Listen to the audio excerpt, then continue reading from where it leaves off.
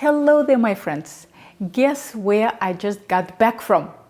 Spain, the south of Spain. My son and my brother and I went to Andalusia. This is not my first time in Spain. I've been to Barcelona and San Sebastian many times, but this was my first time in the south of Spain, and it was a lovely trip. And I wanted to tell you a little bit about the food, restaurants, how do you choose them, and how to cook in Airbnb, and the tragic story of my Meson chef's knife, which got confiscated by the Spanish train authorities, unfortunately, but we'll get to that in a minute. Let's start in the beginning. The places we went to was Seville, Ronda, and Cordoba. They were all lovely, but by far our favorite place was Ronda because we like nature more than culture, and Ronda was one of the most breathtakingly beautiful places I have ever seen in my life. The hiking was incredible.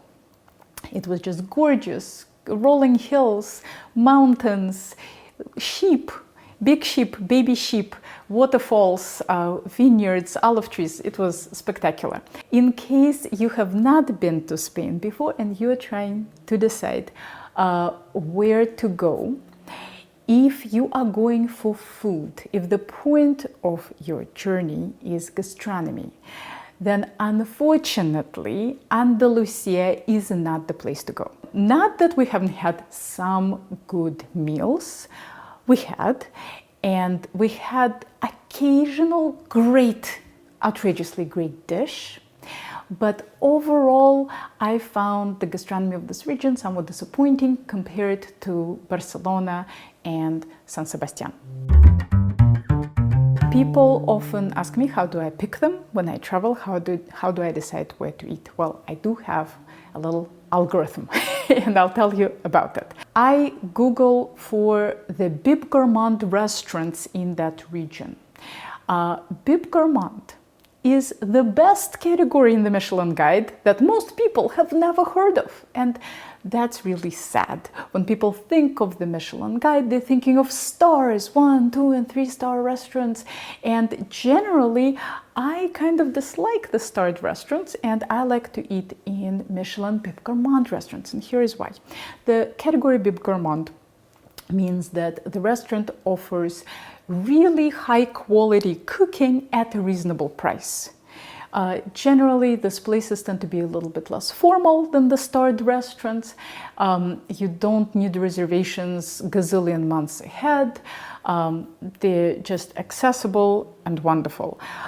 When it comes to cooking, like what do people look for? Well, it depends on the person, but what I'm looking for is that the food is seasoned well, the salt and acidity are just right, that the food has good texture. If it's meat or fish, they're not overcooked or undercooked. Things that should be soft are soft, things that should be crunchy are crunchy, things that should be creamy are creamy. And the last thing that I want is quality ingredients. I want produce to be at the peak of its ripeness and its freshness. And Bib Gourmand restaurants generally offer all that. So what don't they offer?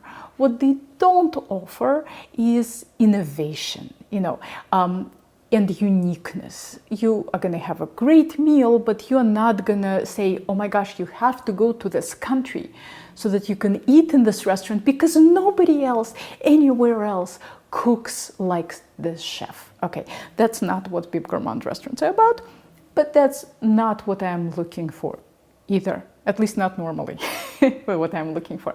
All right, so once I found those Bib Gourmand restaurants, I Googled for them individually for their name. I'll give you an example. One of the best Bib Gourmand places we ate at was in Seville. It was called Sobretablas. It was excellent. The quality of food, produce, execution, everything was spot on. So I Googled for Sobretablas when I was doing my research, and Google very helpfully told me people who searched for Sobretablas also searched for these restaurants.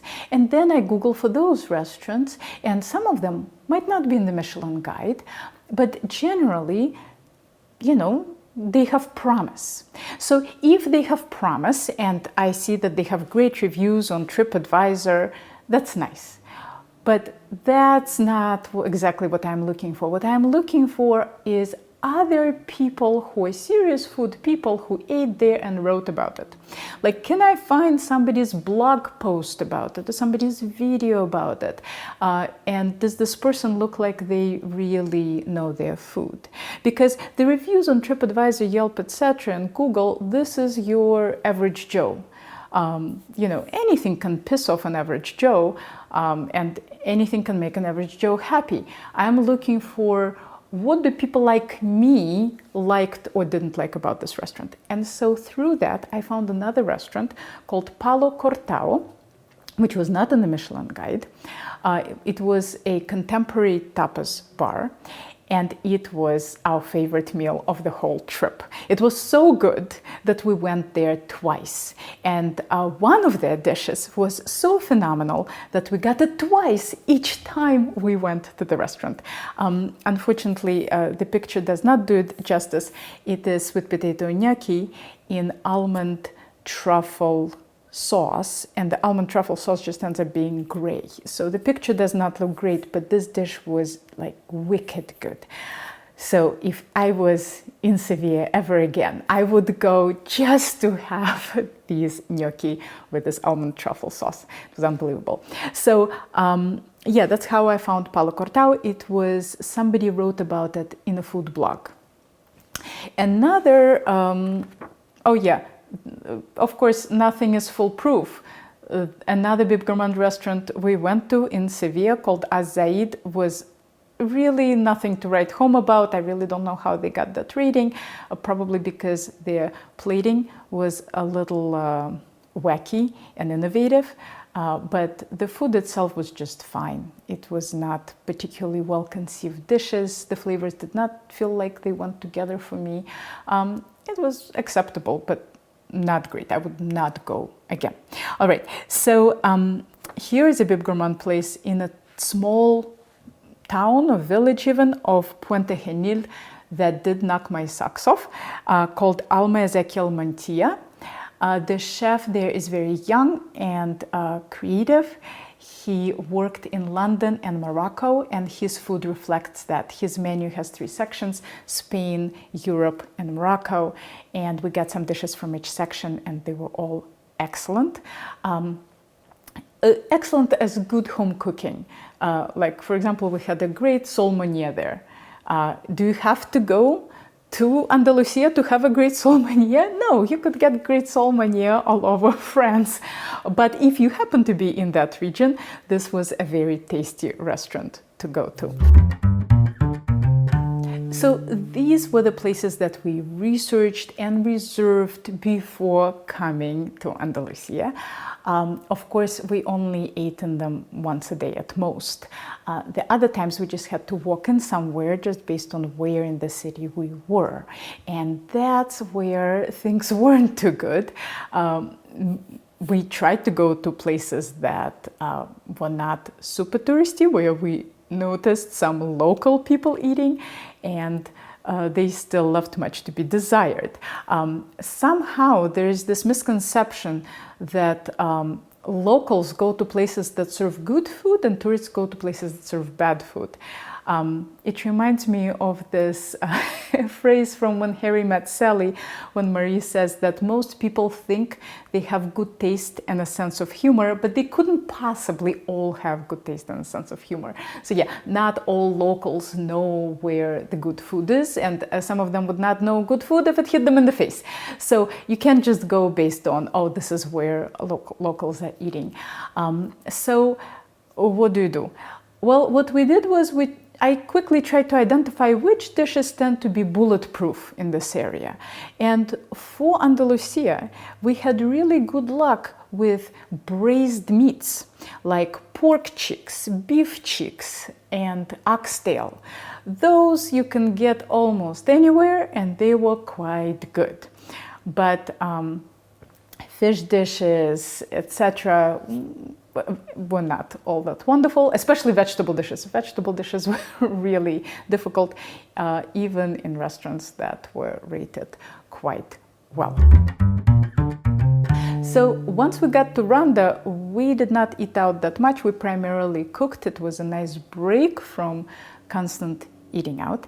And if you're trying to figure out how do I cook in an Airbnb, here's how.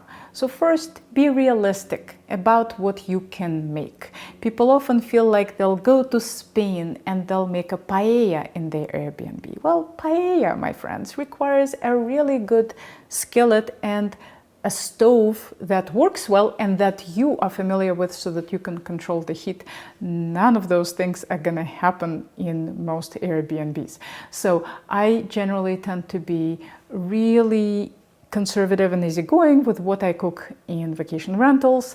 I'm cooking primarily vegetables because they're flexible. There is no doneness that I have to worry about. If the stove is not heating as well or evenly as I hoped, well, I'll just cook them a little longer till they brown. If the oven's not working, I can always cook them on the stove top and vice versa. So vegetables give me a lot of flexibility, and the produce in Spain was fantastic in little produce markets. So we cooked lots and lots of vegetables. And also things that require boiling, things like potatoes, pasta, eggs, anything done in water is generally very easygoing and will work on pretty much any stove and in any pot. This brings me to the tragic story of my Meson knife. All right, so I always travel with a knife. I bring a chef's knife with me wherever I'm going. And in case you're wondering, but how? How do you bring this on the plane? Very easily, you check it into your luggage. I have a good knife guard that protects my knife from any damage, and I put it in with my clothes and check it in. When I was getting on the train from Cordoba to Sevilla, I didn't even think twice about it, because a train to me is kind of like metro, and people bring knives on metro all the time. In New York, how do you think chefs go to work in the metro? They bring their knives, right? This knife has crossed borders in Europe in the train many times, from France to Belgium and all over France, and nobody ever said anything. I don't even remember in the past if there was any sort of security that you went through to get on a train. I think you just show up and look up your platform and walk onto your train. But this time in Spain, they had security. They had us put all our luggage through security, and of course they noticed the knife, and they made me open my luggage, and they said, "Bye-bye, knife." That was very sad. I hope they had me put it into some box that looked like a box where forbidden items go. I hope they didn't trash it, because it's a really good knife. I hope at least one of those guards is cooking dinner with it now, instead of just throwing that poor knife away. But anyway, no more knife. Luckily, this happened in the very end of the trip when we were not cooking anymore. This was right before we flew home. And I just had to go buy myself a new Meson knife. And turns out they raised prices. It's no longer $65, as I was telling all my students. It's $85. So, but what are you gonna do? Live and learn. So, I Googled for this situation. I'm like, do other people have issues like this? Is this just Spain or is this all of Europe? And on travel forums, this question apparently comes up a lot. And people who ask, how do I go on a train with my chef's knife, are often given a lot of grief by other people and treated as if you're some sort of criminal. Like, I would not want to be on a train with you. I'm like, why? You're in public transit all the time with chefs and their knives. But anyway, so apparently, yes, this is an issue. If you're getting on a train anywhere in Europe, be prepared that your knife would be taken away. So I'm not sure what I'm going to do in the future. My one possible solution is that instead of bringing a knife, I'll bring a really aggressive and cheap sharpener like AccuSharp. I would never use this on good knives, but the vacation like Airbnb knives are generally so terrible. So I wouldn't feel bad. Well, actually, the people might thank me for resharpening it, more or less. Because a sharpener can easily go on the train, there's nothing dangerous about it, but a knife can't. So in the future, if I have to take a train somewhere in Europe, I guess I would do that. Live and learn. All right, I hope this comes in handy for somebody. I know it's travel season is coming, so I'll leave you all of the restaurants that we liked and didn't like and what we liked about them in the description below the video. So if you want to know specific names and what those restaurants were good at, that's where you can check it out. Thank you so much for watching, and I'll see you next time. Bye bye.